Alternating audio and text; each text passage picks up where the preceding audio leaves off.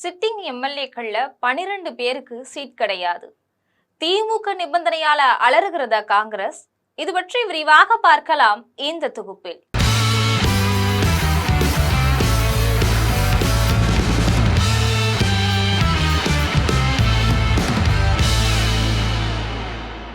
காங்கிரஸ் திமுக தொகுதி பங்கீடு ரொம்ப இழுபறிக்கு பிறகு இறுதியான நிலையில அடுத்ததா காங்கிரசுடைய சிட்டிங் எம்எல்ஏக்கள் 12 பேருக்கு மறுபடியும் சீட் கொடுக்க கூடாது அப்படின்னும் அந்த தொகுதிகள்ல சிலவற்றை தங்களுக்கு விட்டு தரணும் அப்படின்னும் திமுக தரப்புல இருந்து அழுத்தம் தரப்படுறதா சொல்லப்படுறதால மறுபடியும் காங்கிரஸ் வட்டாரம் கொதிநிலைக்கு மாறிட்டு வருது.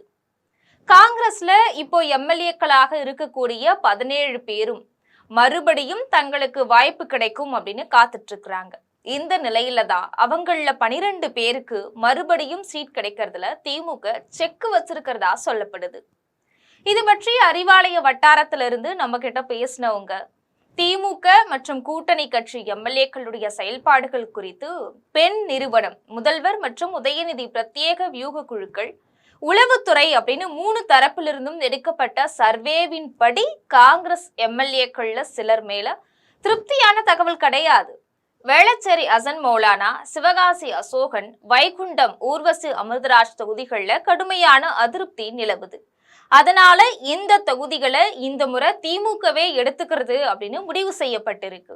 இதே மாதிரி தொடர்ச்சியா காங்கிரஸ் கட்சிக்கு விட்டு தரப்படும் காரைக்குடி தொகுதியிலும் இந்த முறை திமுக போட்டியிடணும் அப்படின்னு அங்க இருக்கக்கூடிய நிர்வாகிகள் பிடிவாதமா இருக்கிறாங்க. ஆனா சிதம்பரத்துடைய சொந்த தொகுதி காரைக்குடி. அவருடைய ஆதரவாளரான மாங்குடி தான் இப்போ அங்க எம்எல்ஏவா இருக்கிறாரு. காரைக்குடி திமுகவினர் என்னதான் மன்றாடினாலும் சிதம்பரத்துடைய விருப்பத்துக்கு மாற அங்க திமுக தலைமை எந்த முடிவையுமே எடுக்காது. குளச்சல் தொகுதியில தொடர்ச்சியா பிரின்ஸுக்கே வாய்ப்பளிக்கப்படுறதால காங்கிரஸ் திமுகன்னு 2 தரப்பிலுமே அதிருப்தி நிலவுது. இதனால அவரை தவிர்த்து இன்னொருத்தவங்களை அங்க வேட்பாளரா நிறுத்த காங்கிரஸ் வலியுறுத்தும் முடிவுல இருக்கு திமுக. ஷோலிங்கர் எம்எல்ஏவான முனிரத்னமும் விருதாச்சலம் எம்எல்ஏவான வான ராதாகிருஷ்ணனும் KS அழகிரியுடைய ஆதரவாளர்கள் அப்படிங்கறதால செல்வ பெருந்தகை தரப்பே இவங்களுக்கு எதிராக நிக்குது. அதனால இந்த தொகுதிகளையும் தங்களுக்கோ அல்லது தேமுதிக உள்ளிட்ட கூட்டணி கட்சிகளுக்கோ ஒதுக்கும் முடிவுல தான் திமுக தலைமை இருக்கு.